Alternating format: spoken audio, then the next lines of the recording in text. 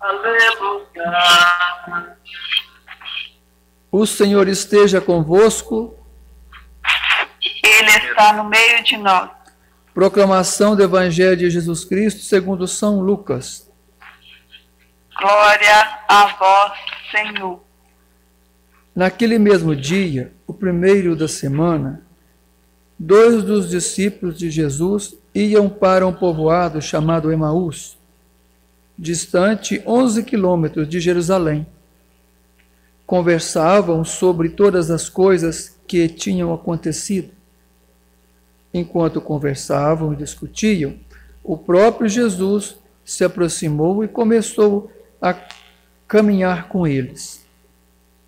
Os discípulos, porém, estavam como que cegos e não o reconheceram. Então Jesus perguntou o que ides conversando pelo caminho? Eles pararam com o rosto triste e um deles, chamado Cleofas, lhe disse: Tu és o único peregrino em Jerusalém que não sabe o que lá aconteceu nesses últimos dias? Ele perguntou: Que foi? Os discípulos responderam: Que aconteceu com Jesus, o Nazareno, que foi um profeta poderoso em obras e palavras diante de Deus e diante de todo o povo. Nossos sumos sacerdotes e nossos chefes o entregaram para ser condenado à morte e o crucificaram. Nós esperávamos que ele fosse libertar Israel, mas apesar de tudo isso, já faz 3 dias que todas essas coisas aconteceram. É verdade que algumas mulheres do nosso grupo nos deram um susto. Elas foram de madrugada ao túmulo e não encontraram o corpo dele. Então voltaram dizendo que tinham visto anjos e que estes afirmaram que Jesus está vivo. Alguns dos nossos foram ao túmulo e encontraram as coisas como as mulheres tinham dito. A ele, porém, ninguém o viu. Então Jesus lhe disse: Como sois sem inteligência e lento para crer em tudo que os profetas falaram? Será que o Cristo não devia sofrer tudo isso para entrar na sua glória? E começando com Moisés, passando pelos profetas, explicava aos discípulos todas as passagens da Escritura que falavam a respeito dele. Quando chegaram perto do povoado para onde iam, Jesus fez de conta que ia passar adiante. Eles, porém, insistiram com Jesus, dizendo: Fica conosco, pois já é tarde, a noite vem chegando. Jesus entrou para ficar com eles. Quando se sentou à mesa com eles, tomou o pão, abençoou, partiu e lhes distribuía. Nisso, os olhos dos discípulos se abriram e eles reconheceram que Jesus, porém, desapareceu da frente deles. Então, um disse ao outro: Não estava ardendo o nosso coração quando ele nos falava pelo caminho e nos explicava as Escrituras? Naquela mesma hora, eles levantaram e foram para Jerusalém, onde encontraram os 11 reunidos com os outros, e estes confirmaram: Realmente o Senhor ressuscitou e apareceu a Simão.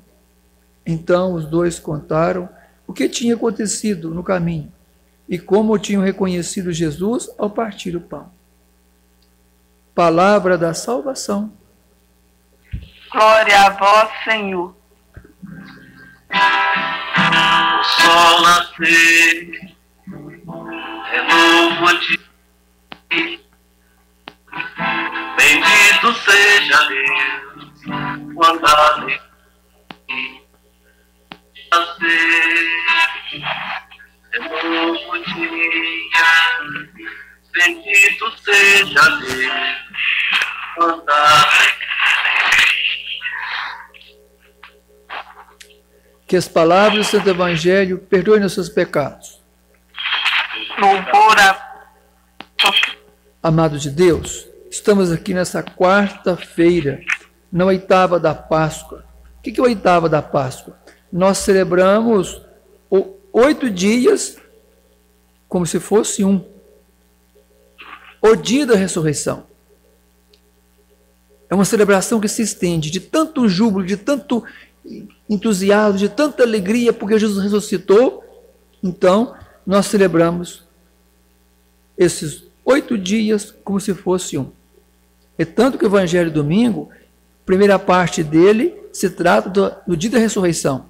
A segunda parte trata 8 dias depois, né, o domingo da misericórdia. Mas hoje também é o dia das famílias. Depois, na hora final da celebração, nós vamos passar aqui abençoando todas as famílias de nossa paróquia, os movimentos pastorais. Vamos estar aqui abençoando essa missa das famílias. Então vamos partilhar um pouco da palavra de hoje. Esse trecho de Lucas, capítulo 24, na verdade, é um ícone da missa. O que é isso? É uma linguagem, uma pintura, uma moldura extraordinária. Traz uma imagem muito clara do que é a Santa Missa. A ceia do Senhor. Olha, é um dos relatos mais bonitos, porque aqui percebemos as duas partes da missa, da palavra e da Eucaristia. É uma preciosidade que traz para nós a beleza que nós estamos celebrando, que de fato o que nós celebramos é algo real. Remonta a celebração dos apóstolos até o dia de hoje. A liturgia da palavra se dá no caminho, enquanto caminhavam de Jerusalém para Emaús. E é o próprio Jesus, o ressuscitado, que faz com eles a liturgia da palavra. Como nós aqui hoje, eu nessa igreja aqui, né, hoje tem 2 pessoas durante a transmissão aqui, e a equipe de celebração está cada um na sua casa. Ali está 6 pessoas, cada um na sua casa, né? Pelo menos seja essa equipe de celebração. É uma celebração das famílias, feita com as famílias, nas famílias. Então a tecnologia não favorece isso aí. Então para nós é muito rico essa liturgia de hoje, porque acontece em casa. A liturgia da palavra, ela acontece no caminho, indo para casa. Liturgia eucarística, em casa, em volta de uma mesa. Portanto, no lugar de intimidade, na cozinha, em volta da mesa. É bacana a gente perceber isso. E ao partir o pão, eles reconhecem Jesus ressuscitado. Então, eles voltaram na mesma hora para Jerusalém. Amado de Deus, nesta quarta-feira da família, dentro da oitava da Páscoa, nosso Senhor quer mostrar para nós o quanto que é importante a espiritualidade da mesa. Mesa, este altar, mesa também da sua casa. A forma como Jesus descobriu de permanecer perpetuamente junto conosco vem do partilhar o pão. O pão eucarístico, ele próprio, o pão que alimenta para a vida e para a vida eterna. Veja, interessante a gente guardar essas situações que estou partilhando. A oração nas refeições há de ajudar a gente a celebrar a igreja doméstica cotidiana. Aquele Pai Nosso na refeição em volta da mesa. E veja que interessante. Olha, Mateus 6,33. Buscai o reino de Deus e tudo mais vos será dado em acréscimo. Eu tenho comigo algo assim bem claro. Quando nós colocamos Deus em primeiro plano, temos intimidade com Ele, tudo mais vem por acréscimo. É a palavra de Deus que confere isso. Pode observar, se o mundo passa por essas situações tão difíceis, é porque Deus foi deixado de lado. Foi sim. Muitas pessoas se dizem católicas, até eu mesmo sou padre, se diz até que parece piedoso, mas Deus muitas vezes fica deixado de lado. Ele não é o centro principal de nossa vida. E quando nós colocamos Deus de lado em segundo plano, nós coisificamos Deus. E deusificamos as coisas, o trabalho e outras situações. Mas quando nós colocamos Deus no lugar de Deus, as coisas ficam no lugar das coisas. E nós começamos mais a amar as pessoas e gostar das coisas. Quando nós colocamos Deus fora do lugar de Deus e deusificamos as coisas, nós começamos a amar as coisas e gostar de Deus. Então é interessante a gente pensar nisso. Acompanhe meu raciocínio. Quando nós colocamos Deus no lugar dele, no plano divino, ele como Senhor de nossas vidas, intensifica em nós de forma natural o amor conjugal, o amor paternal, o amor maternal, o amor filial, o amor fraternal. Configura em nós, esses sentimentos vão se aumentando. E é disso que as pessoas precisam. Um filho não precisa de outra coisa senão pai e mãe. O que um homem precisa? Da mulher. Esposo, esposa. O padre precisa de quê? De paroquianos. De povo. É assim que a gente vive a afetividade, a sexualidade, a espiritualidade. É nesse racionar. Mas é preciso que Deus esteja tendo o seu espaço íntimo no coração de cada um e, ao mesmo tempo, comunitário. É na comunidade que nós celebramos. Olha, o que está acontecendo no mundo? Por isso, as coisas vão ficando no lugar de Deus. Como o vírus nos faz pensar? Há várias hipóteses. Como esse vírus surgiu, como ele espalhou pelo mundo, várias. Uma delas, por exemplo, foi pela comida, as comidas exóticas, num espaço onde não tinha vigilância sanitária, e claro que o país sabia disso. Já teve outras pandemias provenientes de situações parecidas, não se tomaram providência,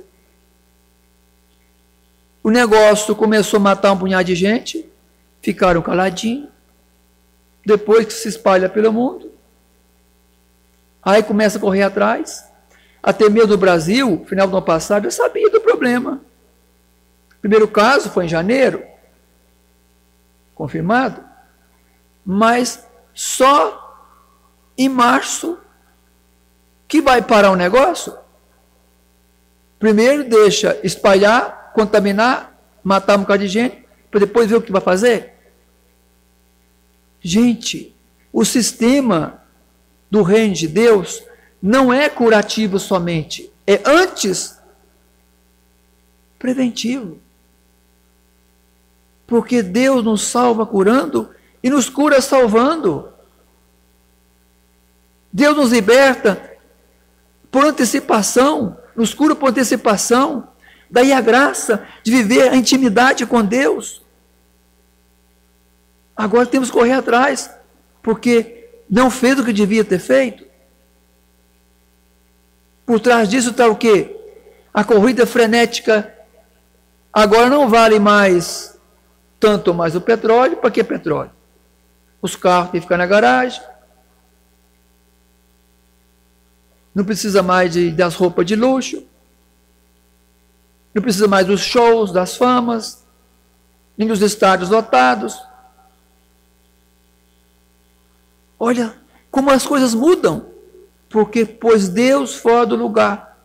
Critica-se Deus, debocha dele. Para quê? E aonde está a origem de tudo isso? As famílias. As famílias. Aí eu pergunto, como que nós somos negligentes? Sim ou não? Eu vou fazer uma pergunta para você que está me ouvindo. Presta atenção. Você está levando a sério isso que nós estamos fazendo aqui? Vocês acham que eu estou brincando de celebrar a missa? Porque muitas pessoas acham que estão também brincando de assistir.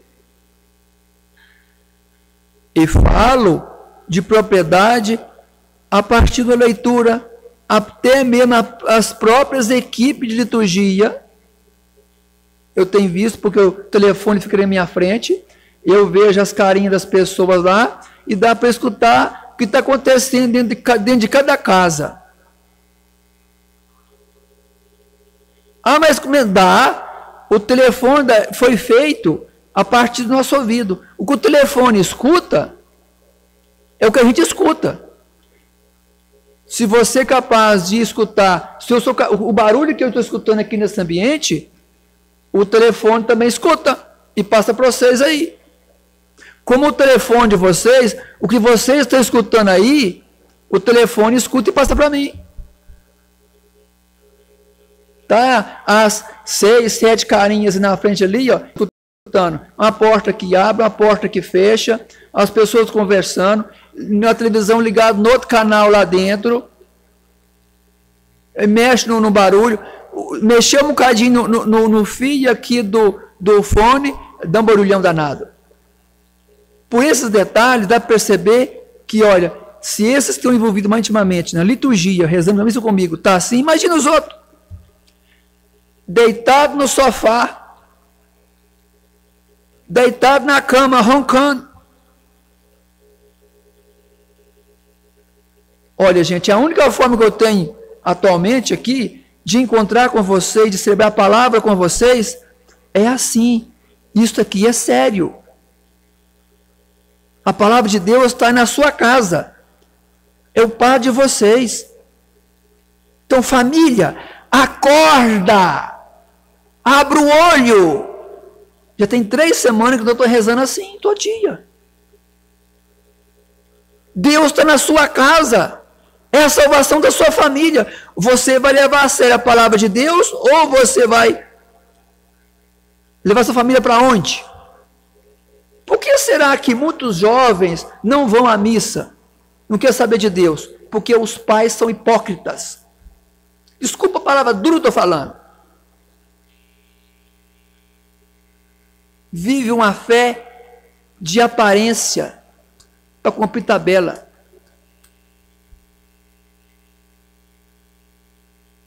Quantos são os cristãos católicos de fato comprometidos com o reino de Deus? Ou seja, que dá vida para manter o reino de Deus, para sustentar a igreja, sustentar o povo de Deus, para transformar as famílias. A palavra de Deus tem essa força, e a missão da igreja é fazer a palavra de Deus tornar conhecida, porque ela é eficaz, ela produz efeito. Então as máscaras estão caindo. Cadê aquela multidão na Sexta-feira Santa?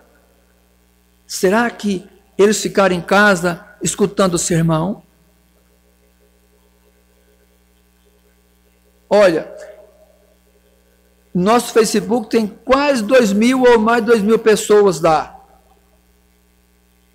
E conta quantas pessoas assistiram. Acompanha aí, é 100 e pouquinho, 60, 40 pessoas, por aí.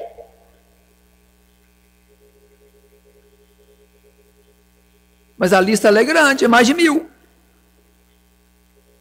Então é importante levar. Nós não estamos levando a sério as coisas de Deus, não. E o resultado está aí fora. A morte está chegando. A morte está chegando. As pessoas não cumprem as leis. É para ficar em casa, bater pé na rua. Olha, quantas pessoas são empregados, têm que ficar em casa, mas anda à toa na rua. Anda à toa. Aqui mesmo, aqui na praça, aqui, a polícia teve que mandar fechar. Há uns dias, há 2 semanas, tinha uma turma de fora, bebendo aí no boteco, no bar aqui na frente. Eu escutei os gritos da polícia mandando eles embora. Uma turma de gente bebendo como se nada tivesse acontecendo. As pessoas morrendo em volta do mundo e as pessoas vão beber cerveja num bar. Que era mutuzo, que é um montinho de gente ali. Então, gente, abre o olho, família, acorda, acorda. Ou você leva a sério a palavra de Deus, ou sua família, corona vai levar. Corona está por aí. Então vamos pensar nisso. Creio em Deus Pai Todo-Poderoso, Criador do céu e da terra, e em Jesus Cristo, seu único Filho, nosso Senhor, que foi concebido pelo poder do Espírito Santo, nasceu da Virgem Maria, padeceu sob Pôncio Pilatos, foi crucificado,